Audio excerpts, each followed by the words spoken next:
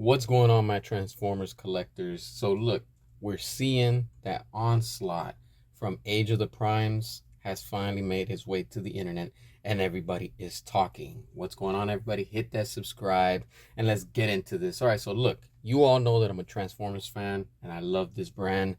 And, this is for G1. And if you're, a very passionate fan of G1, this is for you because we are getting right here Onslaught, and all these images have come out and everybody's just talking about it. This is the topic that's right now hot, within the Transformers community, and this is pretty awesome. And I feel 50-50 about this, and I'll tell you why.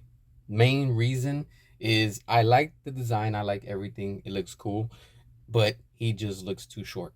He does when he's combined as Bruticus, and he looks very beefy. I like that, but the legs are just too short. I know that probably we're gonna get a DNA kit or something, third party to extend it or something, but we shouldn't be needing that, honestly. Like, it should already come in the sense of Hasbro putting out this product.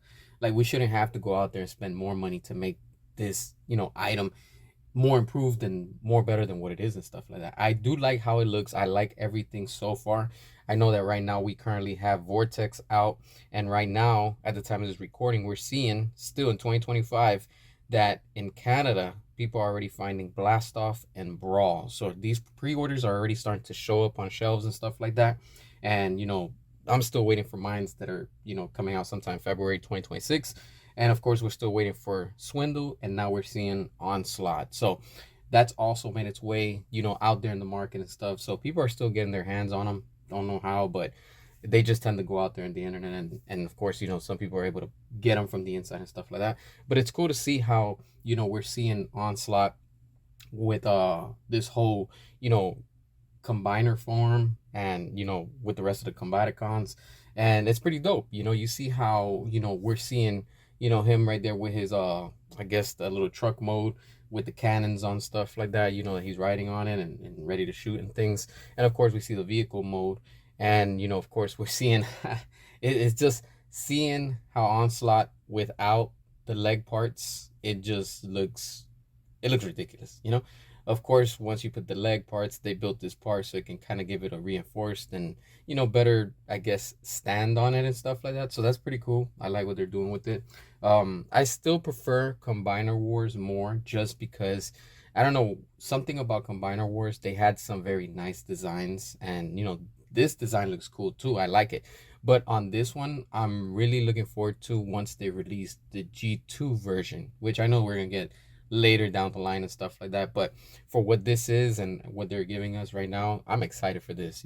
I love Transformers when they all combine and stuff like that. That's why I really like the Combiner Wars line, just because you had all these combiners and stuff like that.